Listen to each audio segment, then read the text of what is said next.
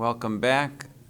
We're going to do a copy today of The Dance of Death by Hans Holbein the Younger from the late 1500s. This was a series of woodcuts representing death visiting various slice of life kind of scenes. This is called Death in the Chandler. So this guy was a candle maker. And we're going to do a drawing of it in order to study mainly the anatomy of the skeleton and the gestures. As we move towards doing narrative images of our own, one of the most powerful tools that you have to make a compelling narrative is the gesture of the figure. So we're going to start with the figure of the Chandler. And I'm going to draw, we're going to do this pretty small. We're not doing all these details.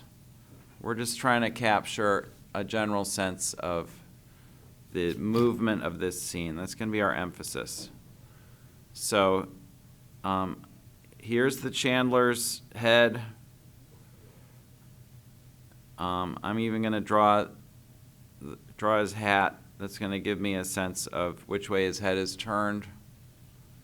Very small copy here, maybe just a little bigger. And now I'm looking for the relationship between the head and the rib cage.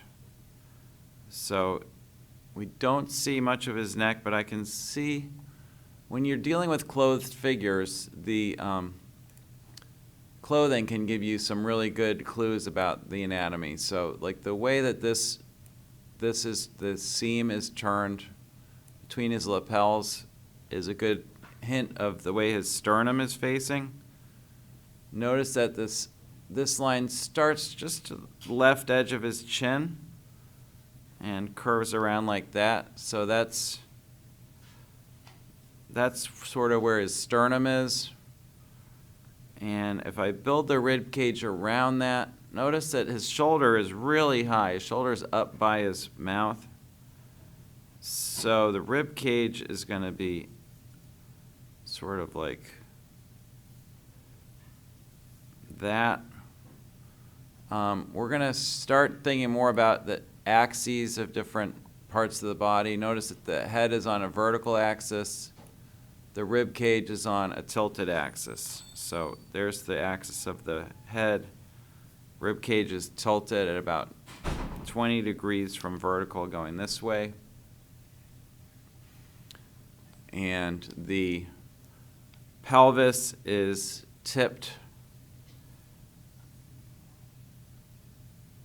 It's hard to see because he's got his little skirt on, but the pelvis is sort of tipped like this. Pelvis is actually almost vertical because of the way he's walking. If we think about where the greater trochanter is, it's about here. And the thigh is sloping forward at about 45 degrees.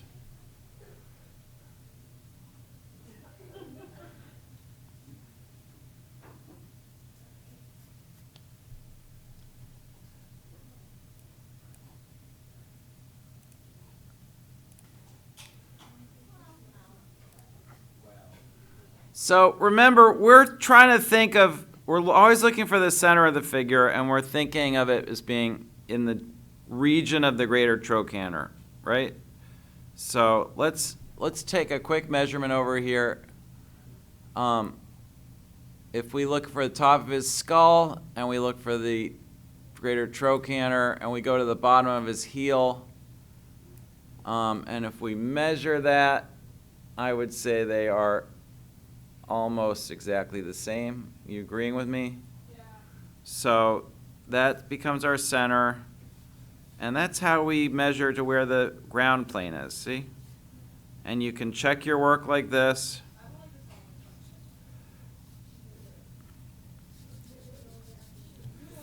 Notice his legs are bent, so it's this part of his body is slightly compressed, but he's also kind of like hunched over, so the top part is also compressed. So I'm going to start out with kind of stick figure legs to see if I can capture the gesture of his movement. And I'm going to show you in a second how to check your work.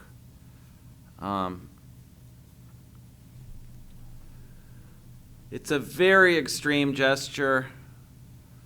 When in the 19th century, an artist and photographer by the name of Muybridge, who you might have heard of, analyzed photographs of walking and running figures, and he realized that when we walk, typically one of our legs is always locked or straight and only one of them is bent. But the convention in art of this period, as with a lot of contemporary comics, is to show this walking movement by having both legs bent. So it's not something we often see in real life, but it conveys a strong sense of movement. We are now going to do something called crating, where we look for the simplest shape we can fit this guy into. First, let's just do a stick figure arm like that. I'm going to do both arms.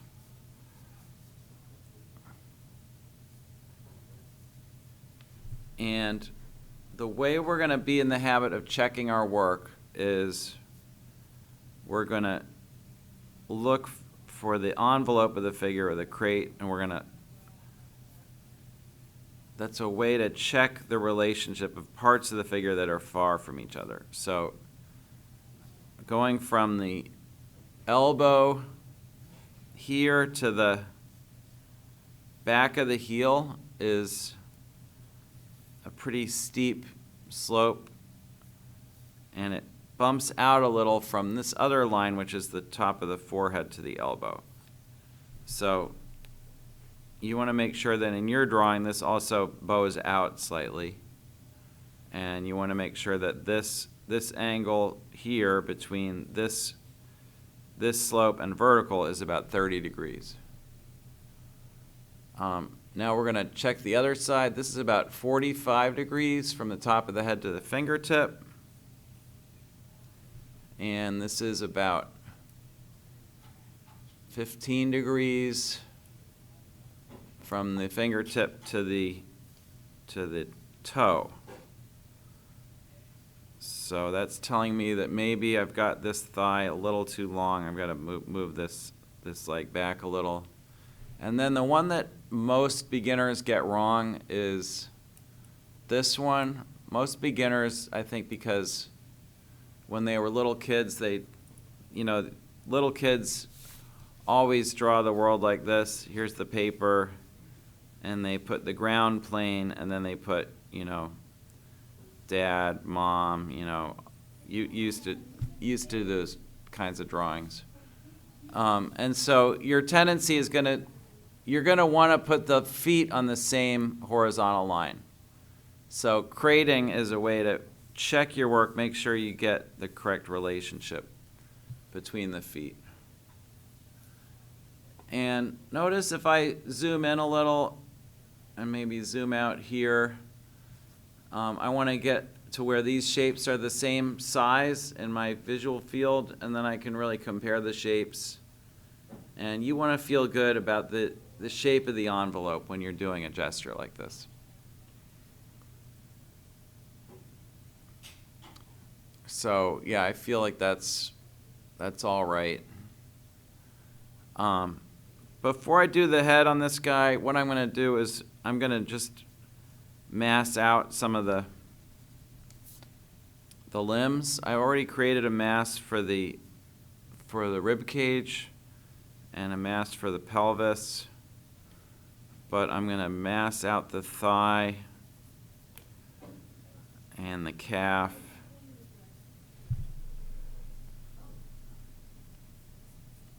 And here's that other thigh.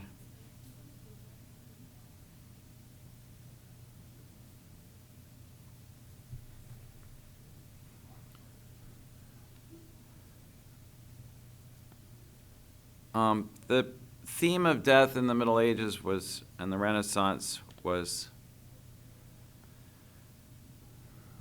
supposed to be it was kind of a moralizing theme. The idea was that, like, death can take us at any second, so obviously they were concerned about the afterlife, concerned to live their best lives, because at any moment death could visit you and you would not have time to atone for your sins or mend your ways. So here's that sword. And as I mass out the arms, I'm starting to think about just the bulk of the clothing. And we end up with something like this. So you're not all going to get this exactly right, but the point here is this is what artists call a gesture drawing. And you should be able to look at your drawing and feel like the figure is moving briskly forward in the same way that you should get the same feeling from your little drawing that you're getting from the original. And if you don't feel that, the problem is usually one of geometry. Like, one of your angles is way off, your proportions are off, and you want to try to make corrections, usually to the envelope. So before we get into detail on the face, we're going to go ahead and throw in the gesture of the other figure. And this figure goes off the page a little bit. But we can see there's a point of connection at the elbow where the skeleton's hands are gripping the cloth. And we can see that this angle is about 10 degrees from horizontal. So we're going to start with that. And then the other arm is behind it.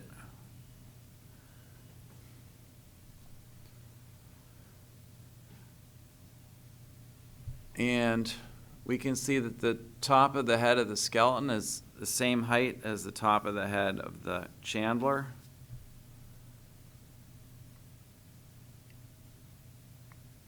And the question becomes how long to make the arm.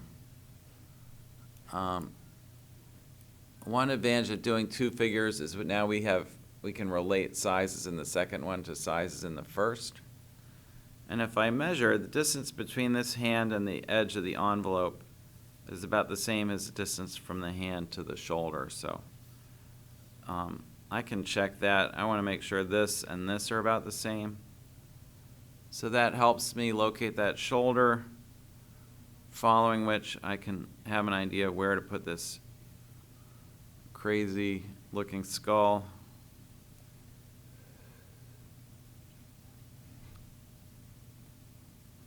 And again, we're thinking of the axes of the forms. Like, here's the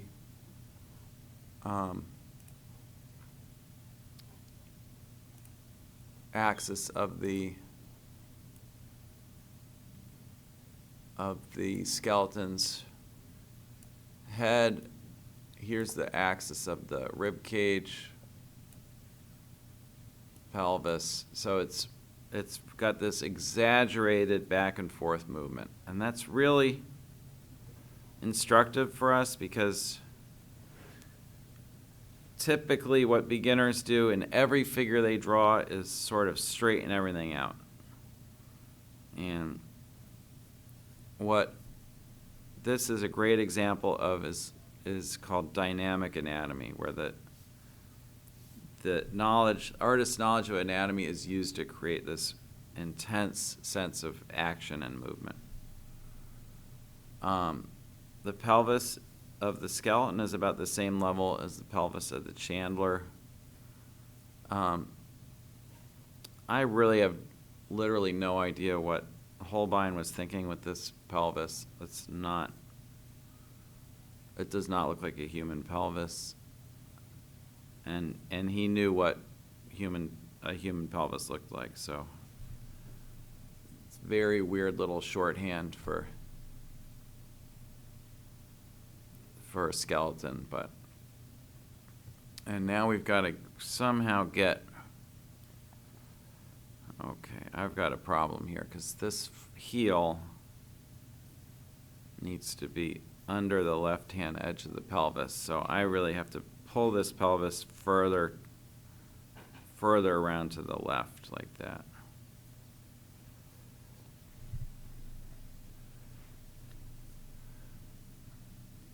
And then the femur goes about 45 degrees this way. Notice this skeleton does not have a fibula, just a tibia, the main. So there's some radical kind of abstractions and simplifications happening in this skeleton figure.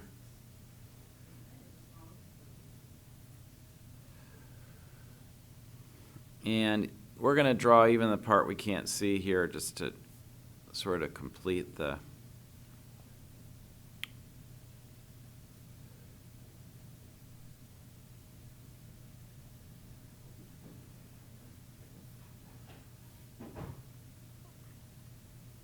and we're also, I'm planning to ignore the other.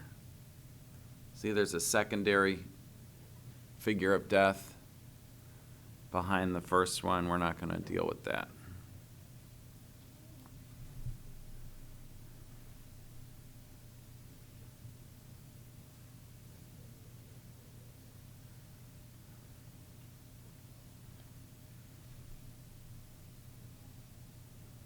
So what I hope you're seeing on your page, and what I'm beginning to see on mine, is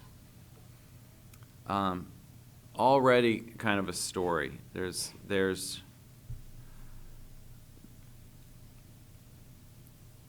a sense that this guy is traveling along at a brisk pace, but still kind of like relaxed, and he's being interrupted by this grasping figure that sort of pops out of nowhere, takes him obviously by surprise. And that's a story that's told entirely through gesture. You feel that? Like we don't see either of their faces yet, but we have a sense of what's happening just because of the gestures of the figures.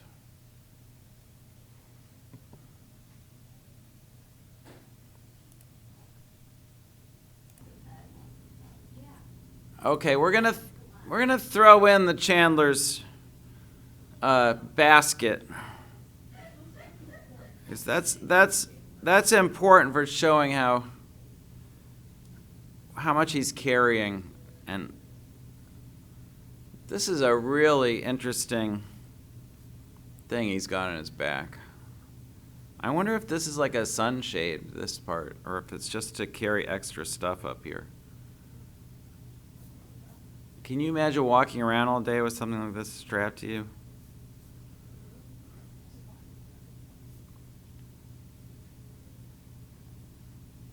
To be honest, I forgot what a Chandler was. I had to look it up. Chandler's made soap and candles. So he would have had, in this giant basket, he would have had all kinds of like beeswax and tallow and stuff for candle and soap making. And before electricity, candles were obviously a lot more important. That's like how people had any light at all at night. And I guess soap was important too, although they didn't bathe much in those days. You can guess what happened when I Googled Chandler. Oh, friends. Yeah. Oh, I love Brunette. Who is that? Yeah, Death came for Chandler. Okay, so that's all I'm going to do with that basket. Let's get into. I want to show you how valuable it is to do a face, even a simple little face like this.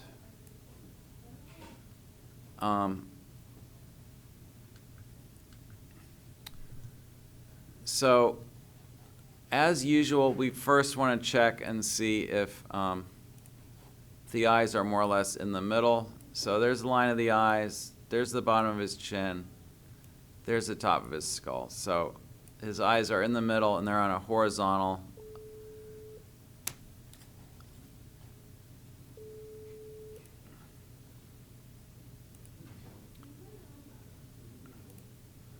Okay, so the next thing we're going to ask ourselves is, where's the bridge of his nose? And I'm going to say the bridge of his nose is more than 3/4 across the face. So here's the line of the eyes. Here's the bridge of the nose. It's way over here. The reason I measured those two things is because most of you are going to want to put the eyes too high and you're going to want to put the nose too far to the left. This is a tiny little face. We're going to draw the little nose, which almost comes out as far as the edge of the face.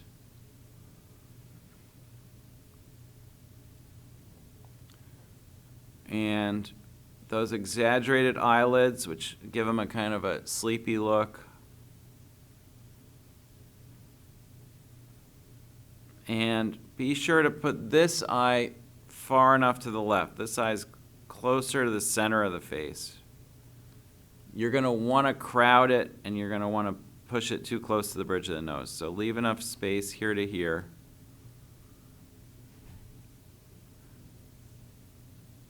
And notice even with this little tiny open mouth, he's got that Cupid's bow shape.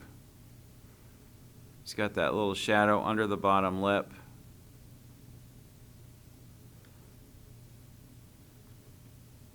Bushy little beard and a clear little definition of the cheekbone and the eye socket.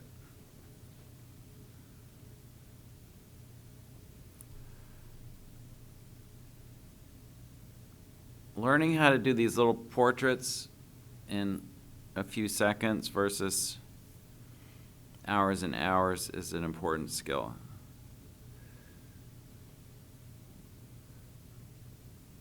And you're not going to get it perfect, but just try to capture the proportions of the face in a few lines. That's what we're doing.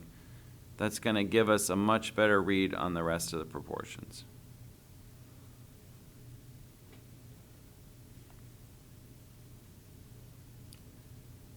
Notice there is a bushiness to the beard that extends down past the chin.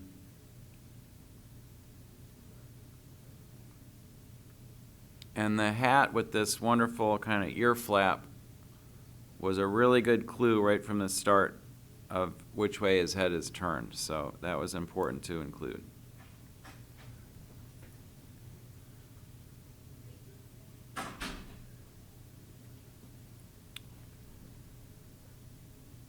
So from under there, we've got this little open collar. It goes down into, as I said before, that kind of follows his sternum. And the suspenders, or whatever, I think they're suspenders, kind of also help define the form of his rib cage and shoulders.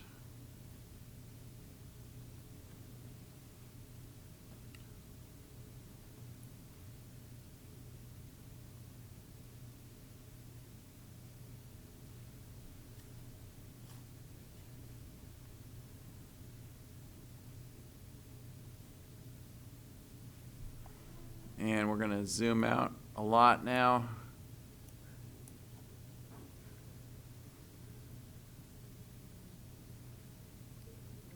So one of the things on our figure drawing rubrics is going to have to do with craftsmanship. And the expectation there is that you use fainter lines when you're seeking the gesture, and then use darker contour lines to finish the drawing. And you see how the whole drawing was done with like a medium to light pressure, and now I'm really bearing down and committing to some contours.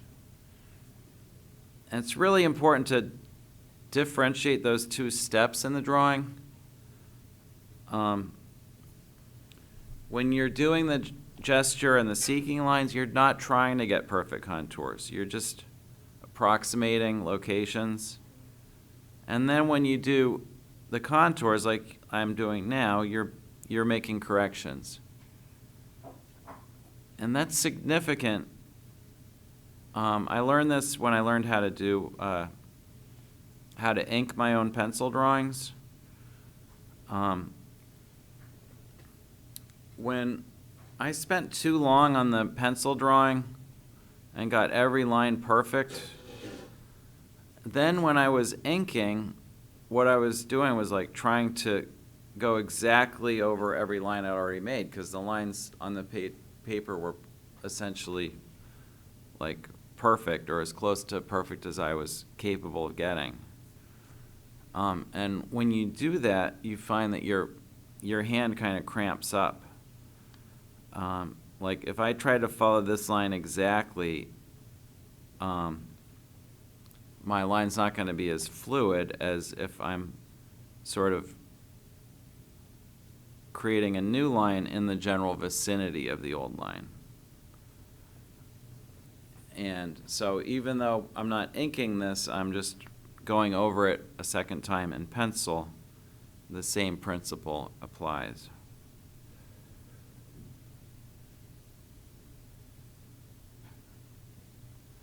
So I don't care how sloppy your drawing turns out, but I do care. Just try to sort of keep up with what I'm doing here. And we're trying to get a little sense of Holbein's hatching direction.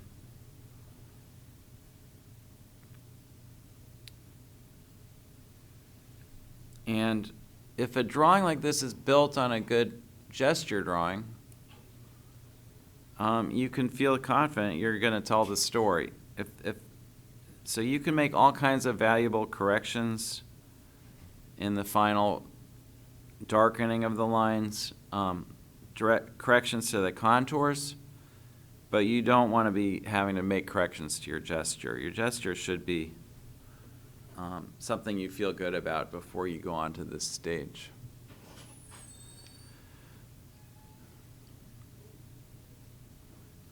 So we're going to think of the hand, once again, as a kind of a box. Oh, haircut?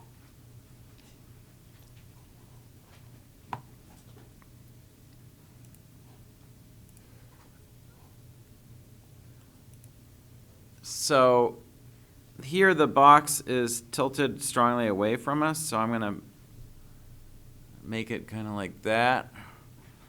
And then the index finger comes from the front edge of the box like this. The muscle of the thumb overlays the box. Thumb overlaps the index finger like this. And then these other fingers that we can see are wrapped around like that.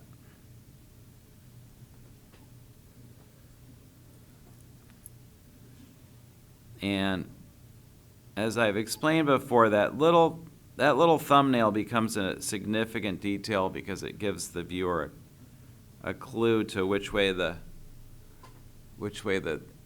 finger or the digit is turned. Okay. So we're moving down towards his skirt, which lays over the thigh like this, and then wraps around towards the sword,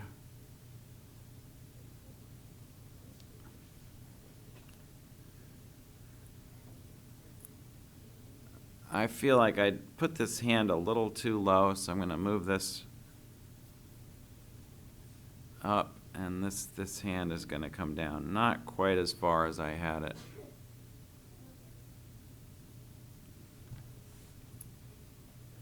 And then the hilt of the sword comes up, intersecting with almost with his waistband there.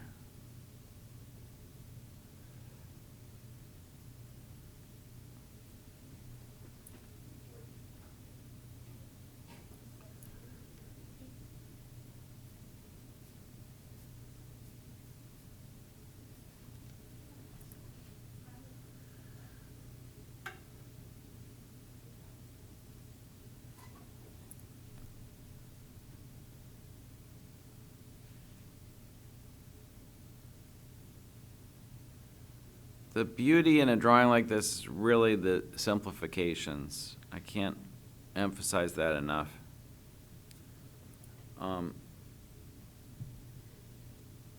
This leg that we're about to draw is like such a clear illustration of legs.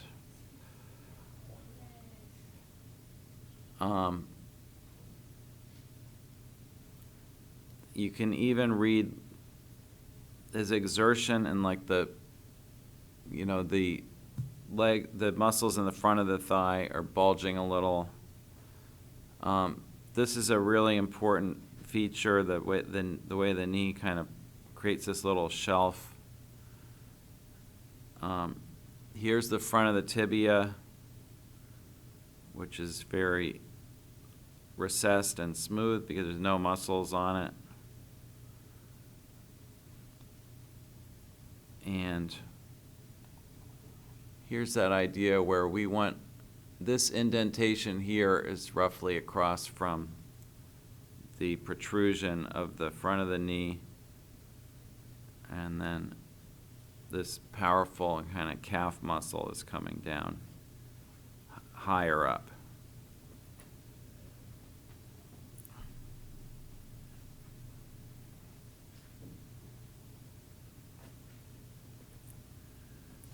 And look how clear that little shadow map is, where the cast shadow of the skirt falls across the thigh. And then here's the form shadow defining the structures of the knee, the kneecap. The shadow of the kneecap is up here, and this shadow is actually the head of the tibia. And here's a little plane change between the tibia and the calf muscle.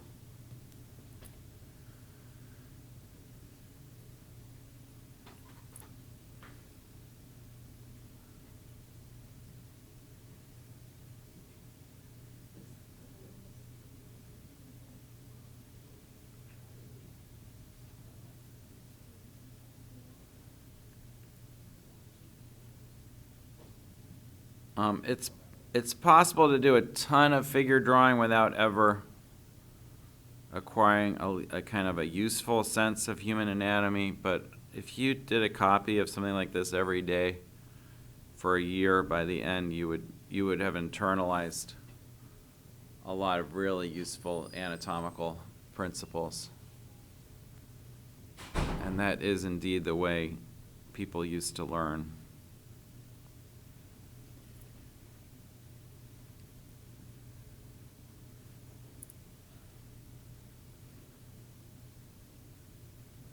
So once again, you see as I darken the front of this thigh, I'm not putting it exactly where I had it.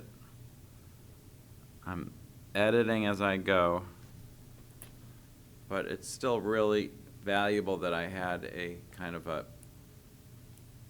idea of the structure before I started.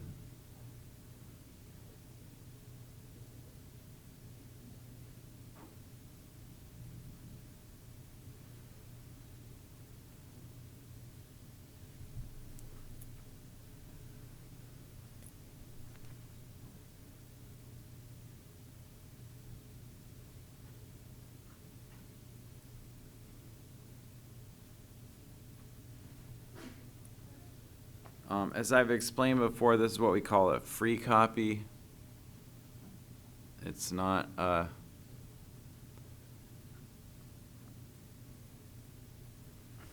it's not that good. It's just it's a study. We're studying this drawing.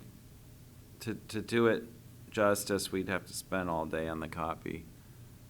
We are just sort of drawing it in a very time-restricted manner, which is still very valuable.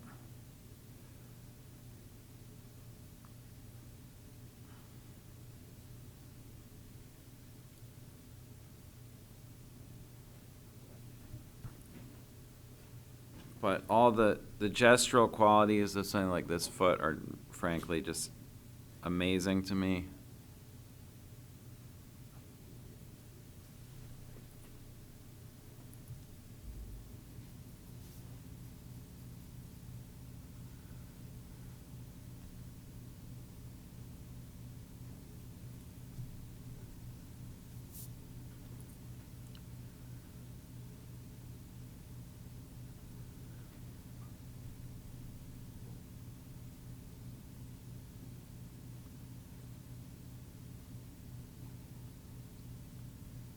I guess this is a dog.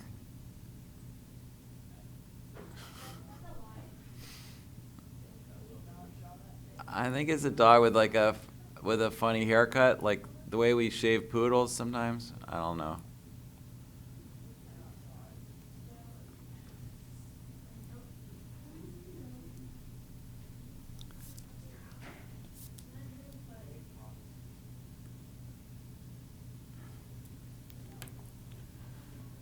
Okay.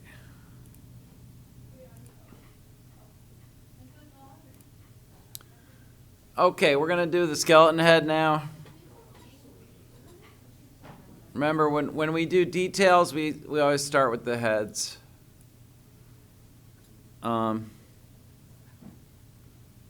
So here's the cranium. Notice I already shaded it a little to give a sense of the volume.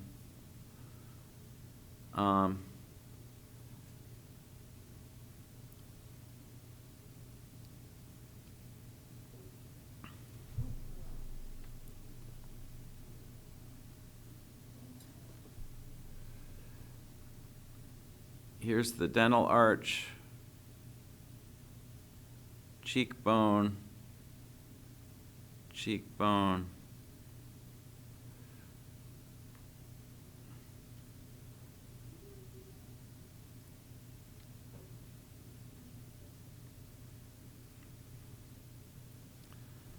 Holbein was obviously a very gifted artist. He could have made the figure of death more conventionally kind of fearsome, but in a way it's even scarier because he's really playing it for laughs a little bit. Like, look at how the jaw doesn't quite fit around the dental arch.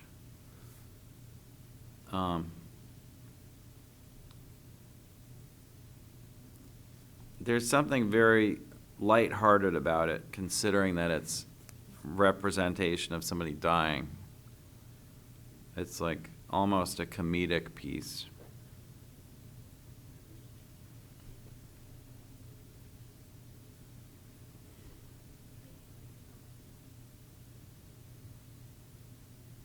And notice that this eye socket on our right is a little bigger because it's facing us more. And if you don't get that asymmetry right, your head's not going to turn the way it should.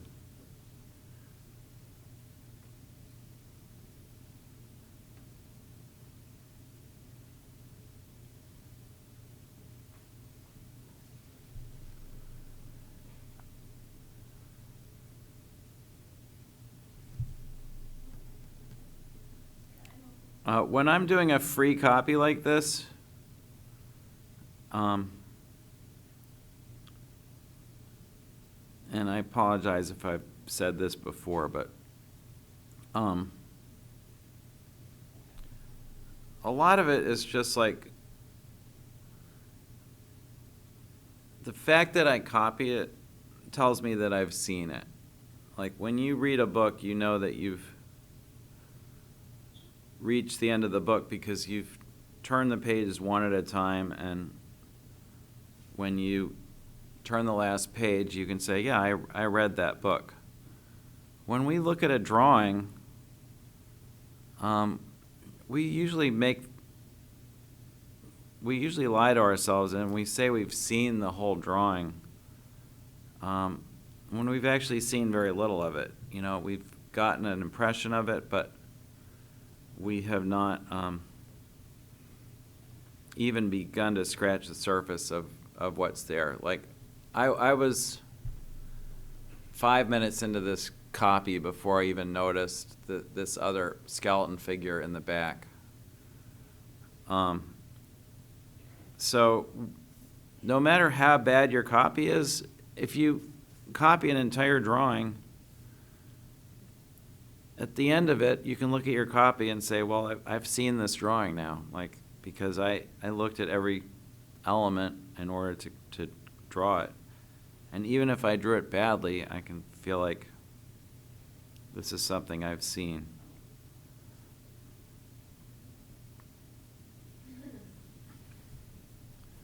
It's amazing when you go to the great museums of the world and see people just racing through, feeling like they've really seen all these paintings and sculptures, just because they laid eyes on them for like 1 second and then moved on. And it takes a lot longer to see something.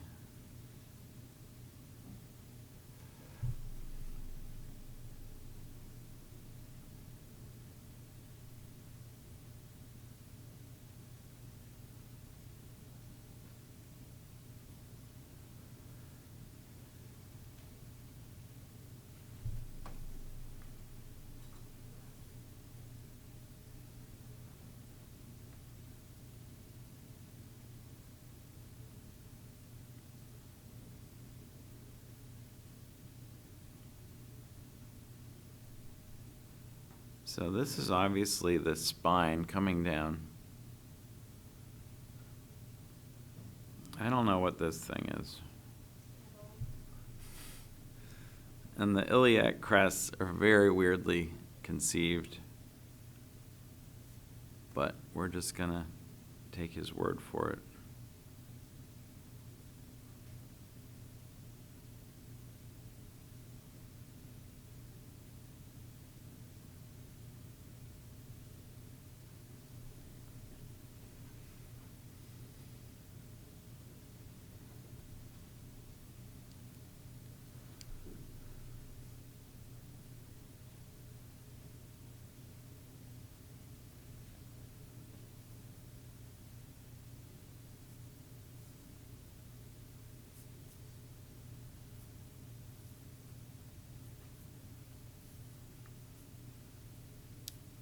The basket weave is strictly optional. I'm just gonna do a little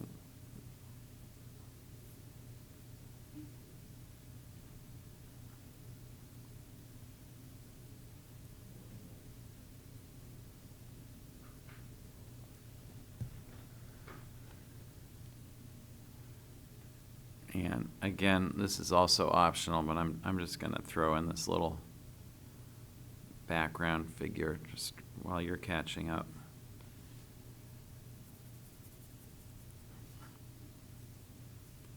The disadvantage of leaving something like that out is that it prevents me from being able to see the negative spaces. And I'm seeing now that, see, I'm looking at this negative space between the background figure and the pelvis and the rib cage, and that's helping me to correct the placement of the pelvis, which is really exaggerated on the left, and get this shape more in line with what I'm seeing in the original. Yeah, there's a crazy kind of asymmetry to this pelvis where it's really big on the left.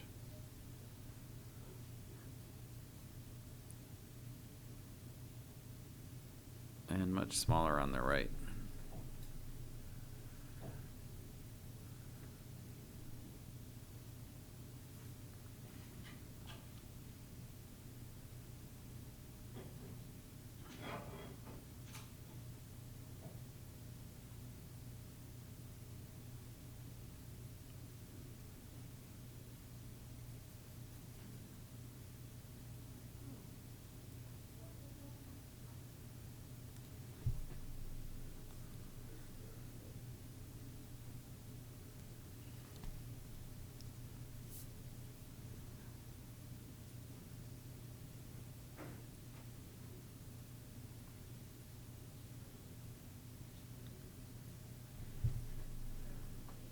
Okay, all we really have left that's important is the legs of the main skeleton.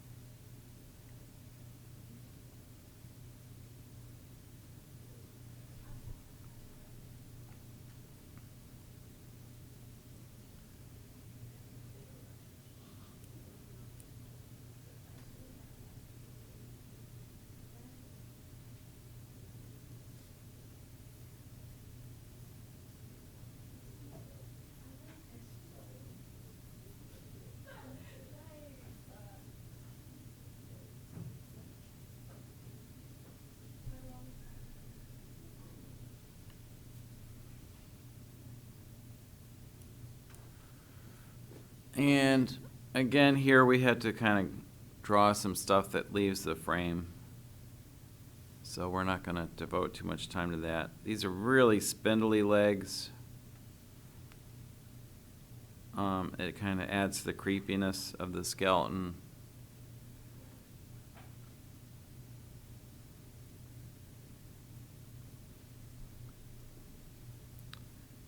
And to anchor these figures to the ground, we're going to just do a little bit of the ground plane shading.